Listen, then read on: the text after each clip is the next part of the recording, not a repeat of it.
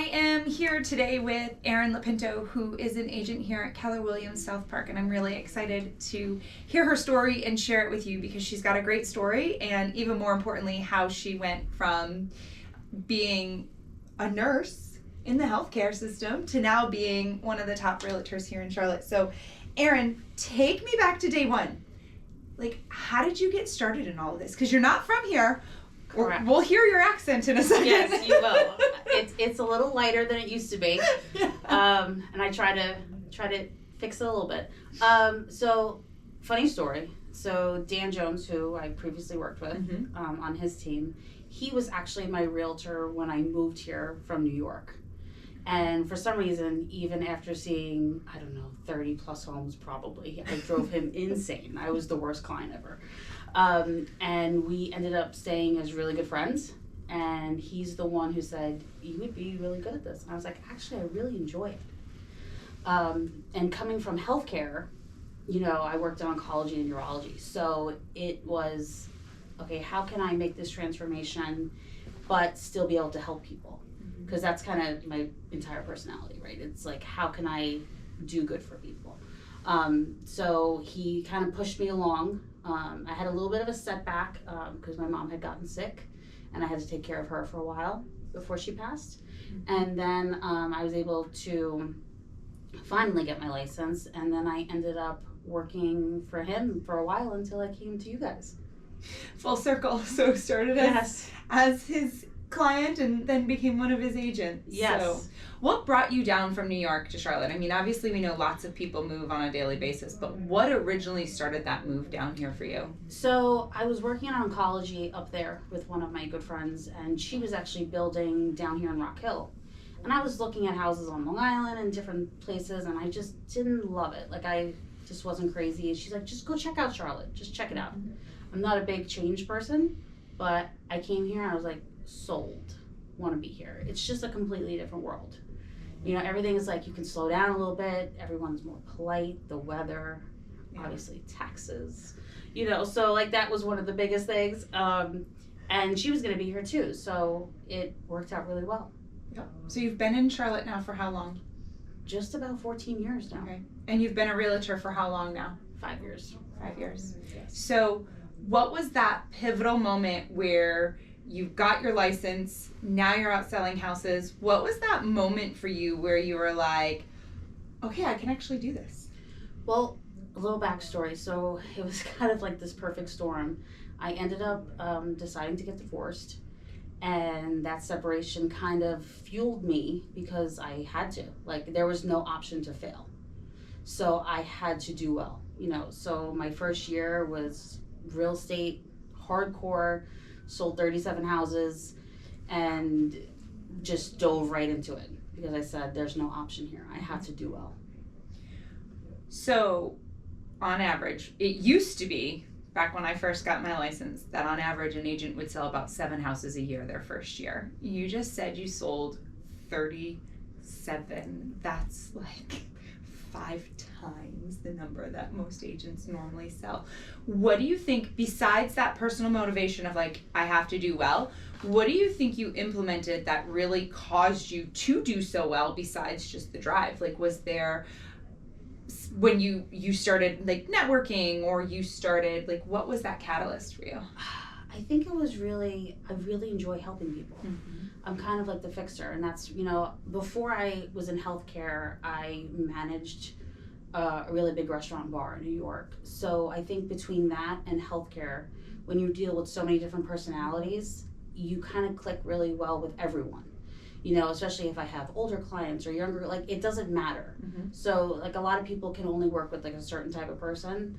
I feel like they end up calling me like the chameleon because I can kind of get through to anybody. If I have to change hats depending on, people's personalities. And I think that's what's really helped me. And I think that's also what's really kept me going in the business because I get so many referrals from those people. So I think it's the connections that I make mainly that drives me the most is, because I'm friends with some of these people, and it's been a really good experience to be able to help people in a different way than in healthcare, because it's still, whatever's going on in their life that's bad health-wise, this is the next biggest thing that they have to do, right? So, and I always, for some reason, my clients always have some kind of health issue that I have to help with. So I think they feel a little more comfortable when they know that I understand their situation. Elaborate on that a little bit more, because that's really interesting that you say that, like you understand their situation. So, well, it can go from health or divorce or, job loss or changing jobs or whatever that looks like, or moving, a lot of my clients are relocation. So just being able to experience that, and I've been here 14 years, and to be able to give them my personal feedback and what I've gone through and what I've done has been really helpful. I feel like they can connect better with me on a personal level. So really important on setting up that connection right from the very beginning. Yeah, that is always my biggest goal, is the relationship. I love that. So finally in real estate, you're like, I'm going to do this. You went all in. You did 37 houses your first year. Yes. How'd that feel? Honest. I was tired, but no, it was really good. It felt really good, especially since what I was going through. It was, I found it to be like a huge accomplishment to be able to do that coming in on my first year and be able to like prove myself that, I could do it. Yeah. What did year 2 look like for you? It was similar, a little slower because, everything was kind of when everything was starting to change. And because you got your license in what year? 2020. 2020. Yeah. So, I mean, it was a little bit less, but still, still going pretty hard. Mm-hmm. Yeah. How long did it take you to go from getting your license, getting affiliated, to then your first sale? Oh, well, not long. So what happened was, with the whole COVID thing, I had to wait to take my test. So it was like, so I was already like on the team, and you have to go through a ton of training on Dan's team, so which is a blessing, and we can discuss that later, but it's a blessing. So while I was going through that, I was also trying to take the test because it was so limited, and I had to go to Winston-Salem to go take it. So that took a little bit of time, but then I think my first sale was within a few weeks or a month. That's kind of unheard of. How did you get that first sale within a first week? Or I have to give Dan credit with the level of training. It's intense. You're not allowed to list a house until at that time we weren't allowed to list a house until we sold 25 on the buy side. Wow. I started listing a little bit early because I did it much quicker. But training, I have to say, was super intense, and that was my biggest help. Role play training. Like, we had to pass a test within our firm to stay there, and you had to sell 3 houses in your first so many days to stay there. So, big motivation too. So the self-motivation and then the team motivation really drove you. Yes, for sure. So what did your day typically look like then when you were, because you had a really structured day when you first started too, which so many agents come into the business and they're like, I'm here for the flexibility, and that sounds great, but we're also very free-spirited. That's the word I like to use, right? I'm an agent. I get like, we're very free-spirited.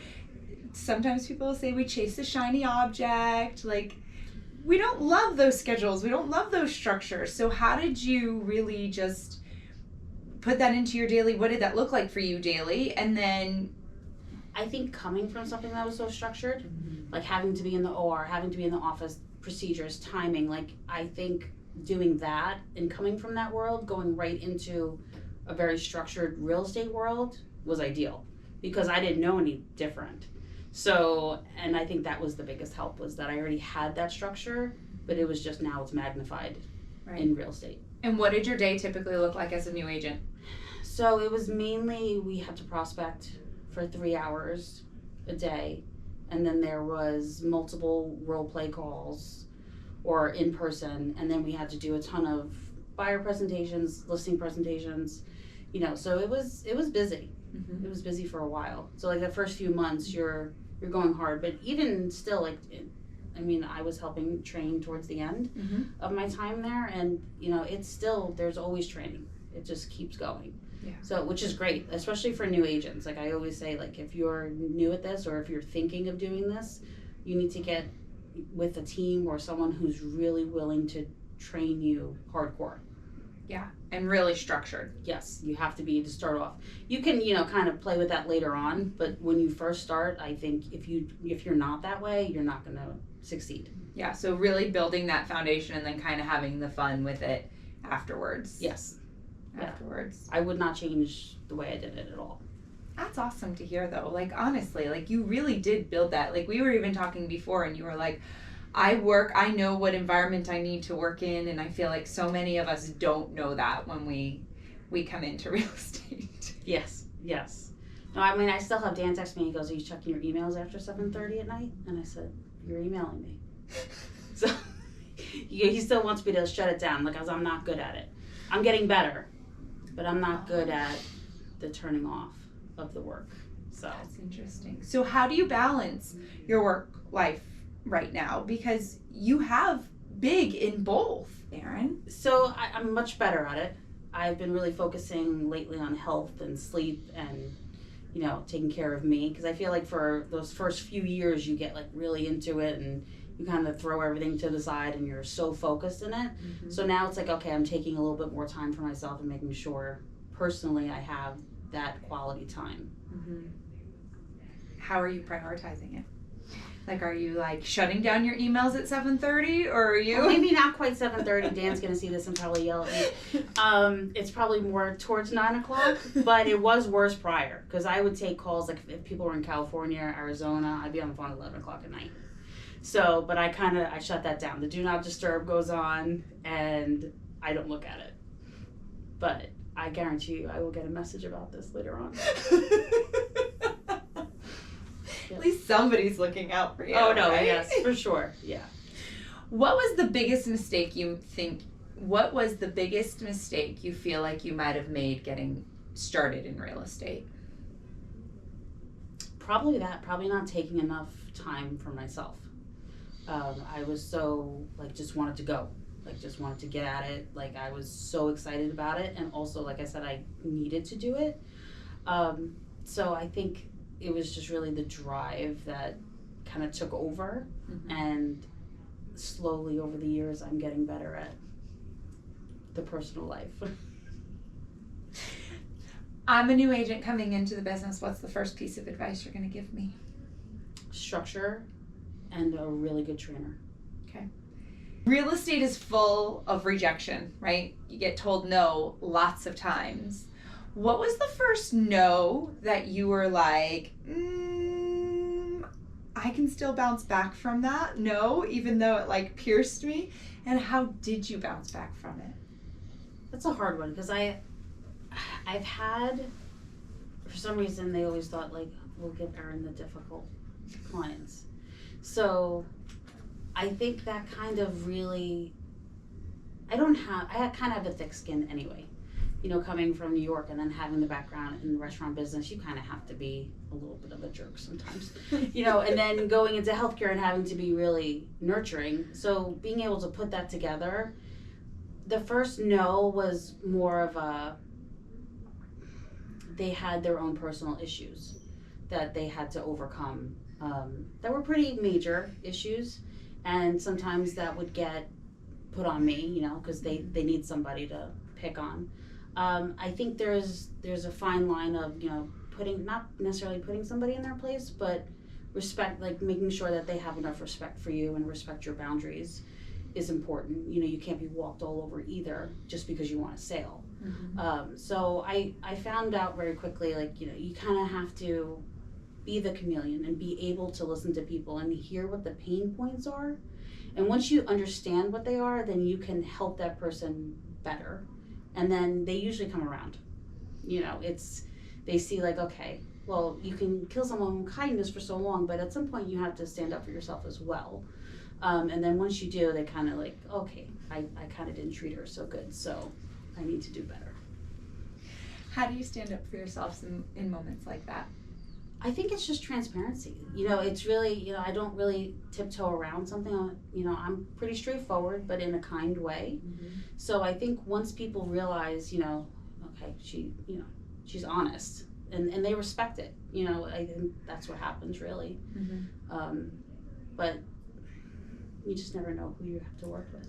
So Sometimes we think we know their backstories, but when we deal with the public... And sometimes they completely change in the middle of a transaction. You never know. Oh, that sounds like a story.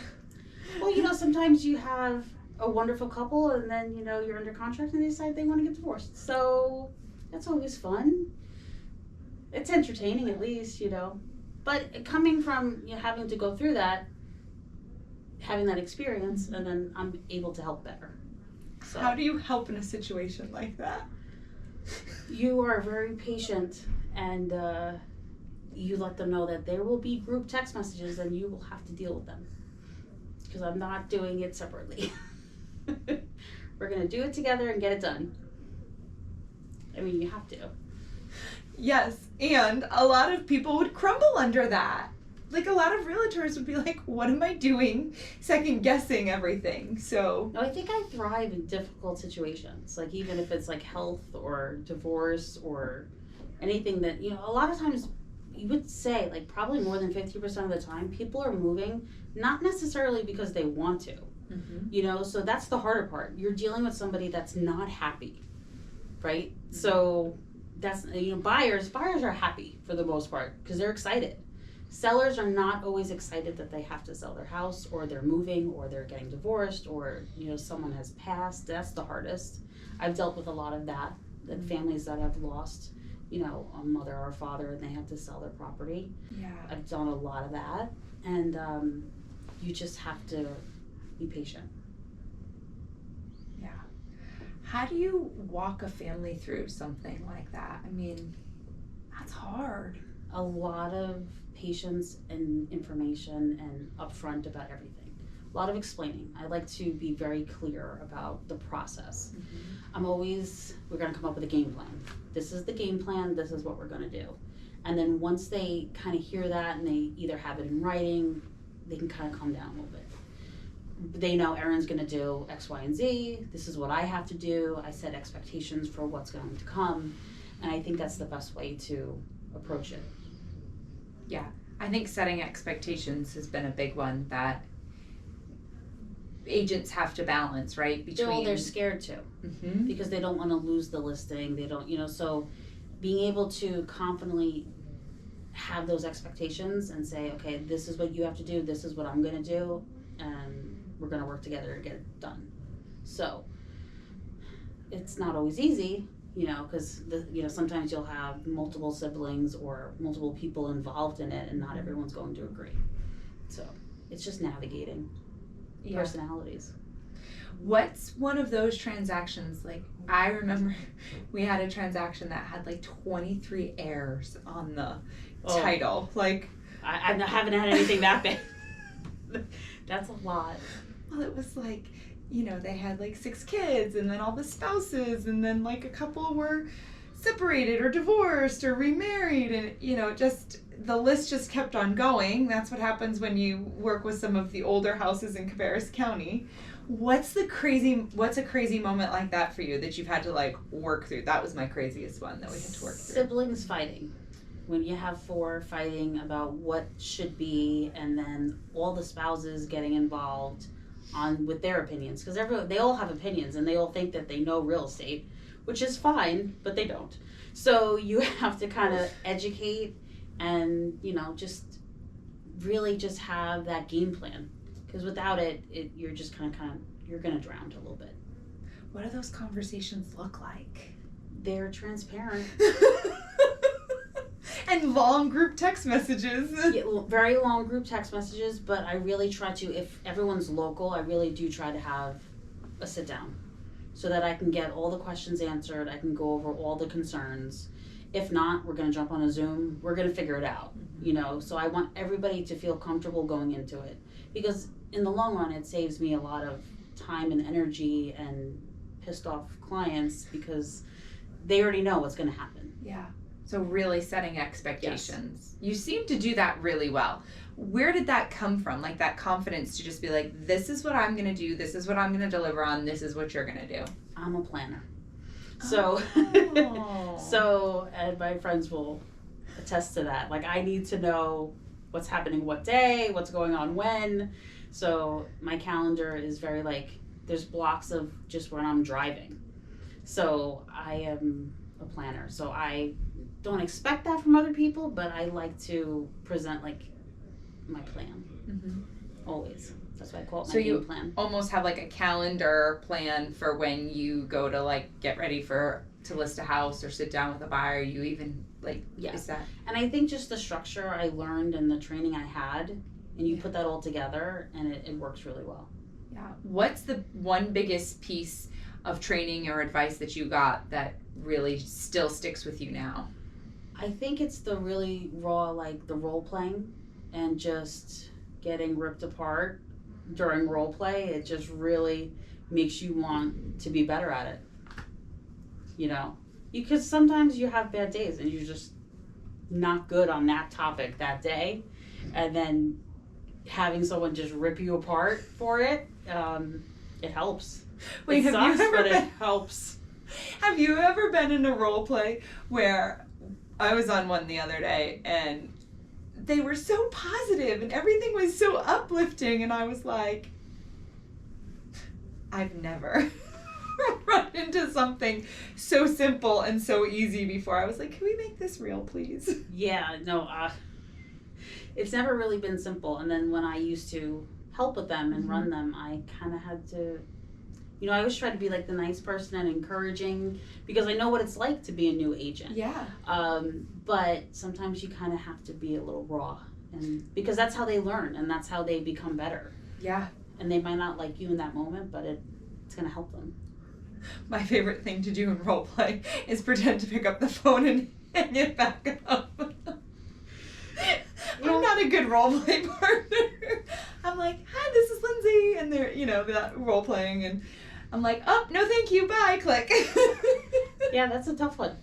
And then people just stare at me if we're sitting like this role playing, and they're like, what do I do? I'm like, oh, but that's real life. You call back. Yeah. Excuse me, I think we got disconnected. I think you hung up on me, but you shouldn't have. I love that. What are you looking forward to the most in the next year for real estate? I think it's just growing business. Yeah. I'm really focused on that, really focused on farming, especially, in my Mint Hill, Matthews area. Yeah. I've been doing a lot of that. Just growing. How'd you get started? Farming has actually been really successful for you. Mm-hmm. How'd you get started farming? Dan. he kind of threw me, and he was like, you're going to do this. And I was like, okay, yep, I am. Okay, got it. And then, I hold different events throughout the year, depending on the time of year, in different communities. So, and then honestly, sometimes it's just posting something on Facebook in a group, and it works. Right. Especially if they have heard of me at some point, or I've lived in the community at one point. I just try to keep like the contacts that I have, and that's always been my biggest referral base, is just old neighbors and past clients. Mm-hmm. So if I was a new agent and I wanted to get into farming a neighborhood, what's the first thing I'm going to do? You're introduce yourself. You need to send out something, and it has to be interesting. It can't just be a postcard that someone's going to throw in the trash. You need something in the mail that somebody's going to want to open and actually be interested in reading. Interested. That's because we do have a tendency to just throw out mail really fast, don't we? Yeah, and you're spending money on mailers that a postcard, more than half the time they're probably going to throw it out. Honestly, right? Like, I appreciate the honesty. So it has to be something engaging. Something has to catch their attention in what you're sending. Otherwise, it's not going to hold enough value. So you send that piece, then what do you do? Depends on the time of year. So, depends on what holidays are coming up. Like, I just sent one out for the spring market. It was kind of like an intro to, I've joined here, and this is what's going on. And then, I always put reviews in my letters.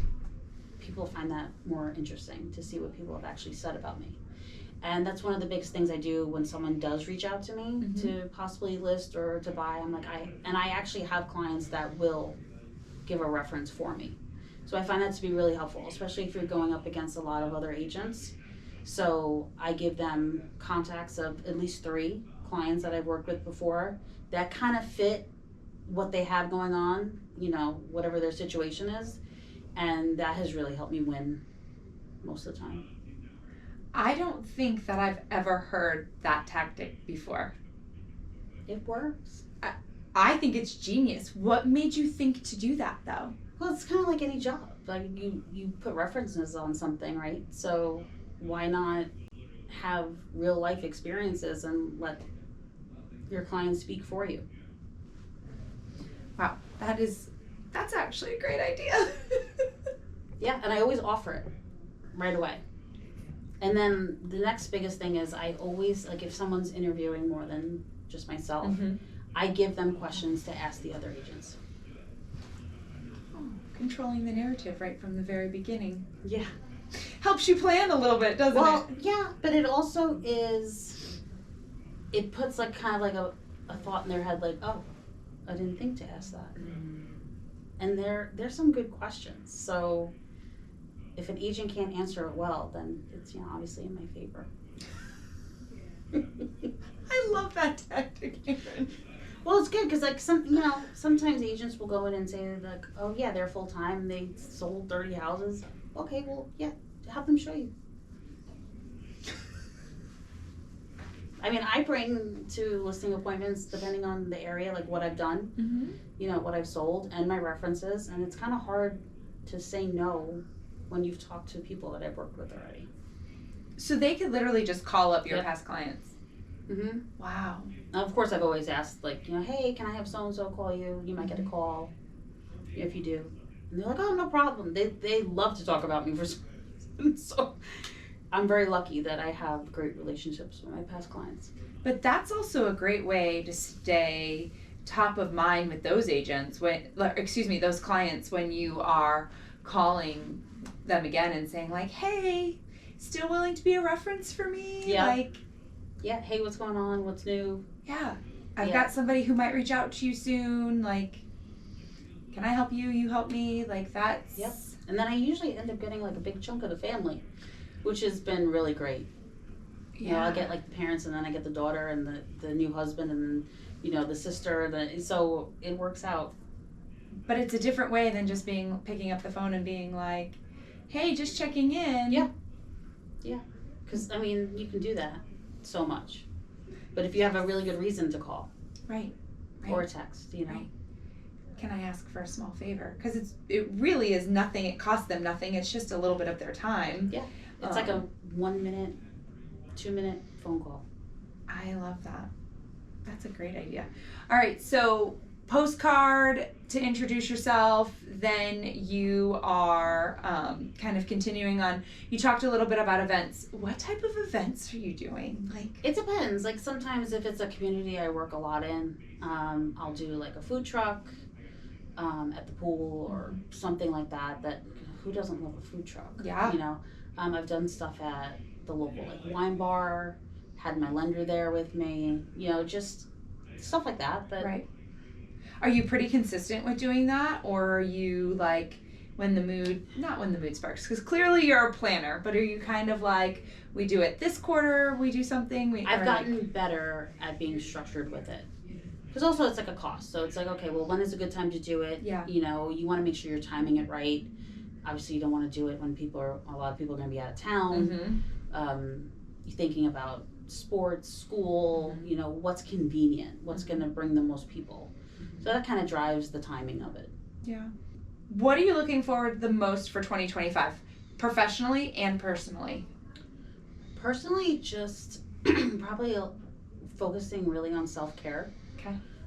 Health-wise, like just having a big focus there. I feel like I kind of put that on the back burner for a few years, you know, between divorce and starting real estate and, you know, a bunch of other things, right? So, and you tend to forget about yourself and worry about everybody else. That's actually my problem, mainly, is taking care of everyone else and not me. So that's the nurse in you. Yes. So it's more of, focus on self-care. Been doing a lot of that. Just like making sure I get enough sleep. Been really diligent about that because I've never been a good sleeper. And then you put in real estate with it, it's not a good combination. because I'll just do it all night then. So self-care is definitely on the personal level. Professionally, I just really want to grow a business and make really good connections with people, and see how the rest of the year goes. So far, it's been pretty good. Have you ever thought about like starting your own team?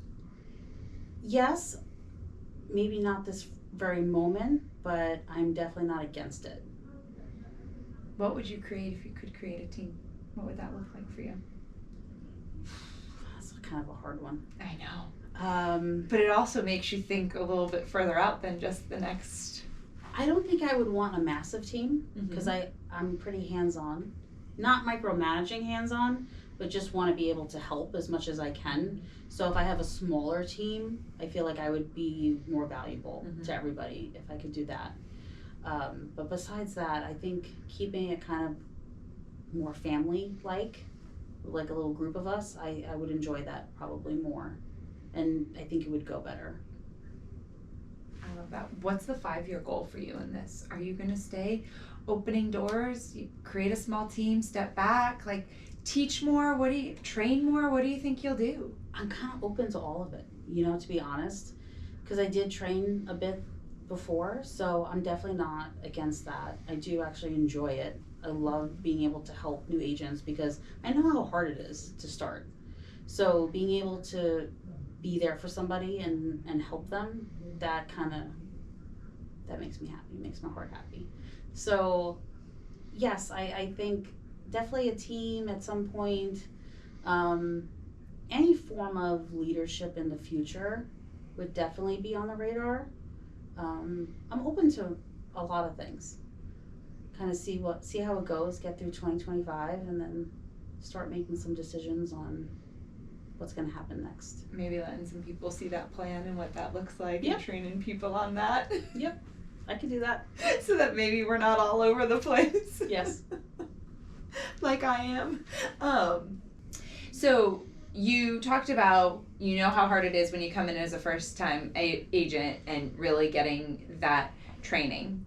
I'm a first-time agent. I have no idea what to do. I have no idea where to even start. I'm not from the area. Obviously, I'm from Connecticut, so I'm moving down from Connecticut.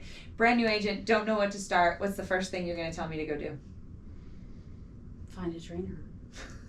Okay, after that, what's the next thing? Now I've hired you as my trainer. What do I do?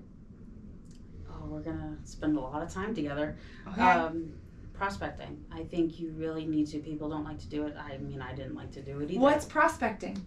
What am I doing when I'm prospecting? You're calling a lot of people. And you're going to get that thicker skin as you do it. And I think it really helps, because you get hung up on, you get cursed at, you never know who you're going to get on the other end of the phone, right? So once you're doing that so much, it becomes so natural to be able to deal with it. And then so you're able to deal with a million different types of personalities because you just never know who's picking up the phone. And I think having scripts and learning them and drilling them into your brain is like gold. Mm-hmm. Without those, I had a book, and I was very lucky to have that. And I think without that, I wouldn't be doing as well as I'm doing. Mm-hmm. And just like the structure and having somebody hold you accountable. Mm-hmm. You have to be held accountable because you can kind of fade out and around and not be sure and bounce back and forth. But I think having somebody that holds you accountable and say, hey, did you do this today? Did you do this? How was this? How many people did you talk to? How many no's did you have? You really want to count your no's. And why? Because it's even better when you get a yes. That's a great response. I absolutely love that. Count the no's so that the yes feels even more important. Because it's coming. You just got to get through all the no's first. Mm-hmm. Where did you get your list of people you were calling? It was provided to us originally. Depending on, they could have been a couple years old, a couple weeks old. It didn't matter. Mm-hmm. We called them. And we called them. And called them one more time? Yes. Mm-hmm. Texted, called, emailed. So just getting really uncomfortable. Yeah, you have to be. You have to be uncomfortable. Yeah. If you're not uncomfortable, you're not doing it right. That's hard. It is very hard. But when you have somebody that's helping you and like cares and wants you to succeed, it's a little bit easier. Great. So you're going to start training here. Sure. Yes! You didn't know you were going to come and sit down with me, and then that's what you were going to start doing now. Yeah, I guess, that's what I'm doing now. We'll add it to the job list. Perfect. Okay, fun stuff. Are you a reader or are you a TV watcher? Or are you both? Probably more of a TV watcher. I should be more of a reader, but I'm more of like an audible. Like, like I can listen to a book, but I really don't want to hold one and read it.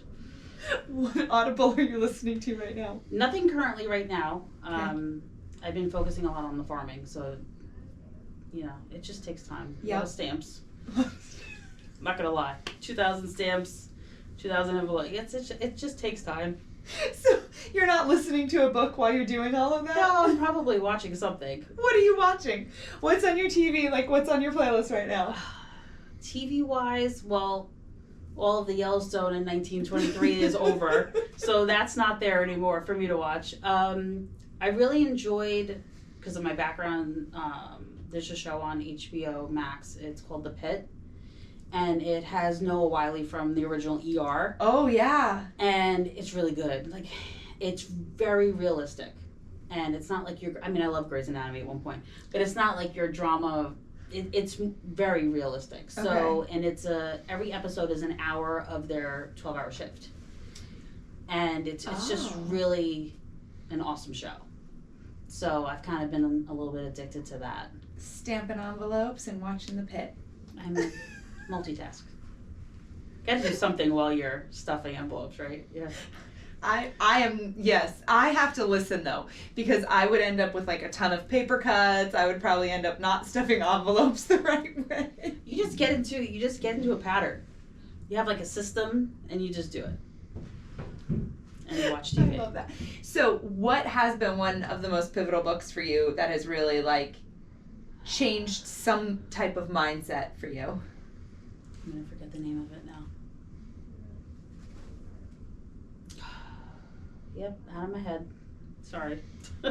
Listen, like, I'm doing much better today. I'm going to get in the car and I'm going to remember 5 books because that was one of the things I did on my old team is that for a while there, like, I think it was like once a quarter, we'd pick a book and we'd all sit down and talk about it. Yep. Which I found to be great, and now I can't remember any of the names. Are you going to join our book club here? Oh, God, you just gave me 7 jobs. I know. You really want me here all the time. I do. I enjoy having you here.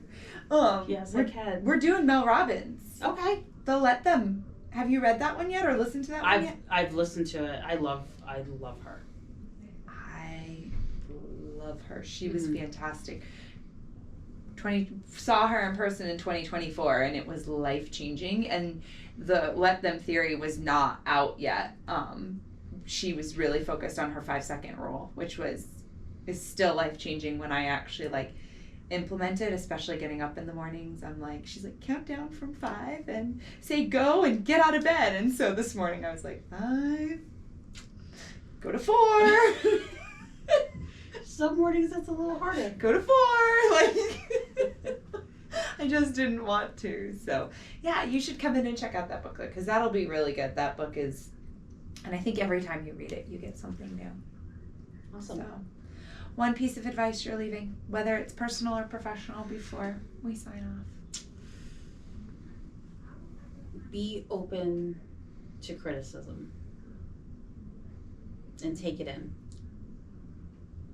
You have to. You can't be offended. Because once you take it in and then you learn it and it becomes part of your life and you want to do better. But if you're very defensive and you don't want criticism, you're not going to learn.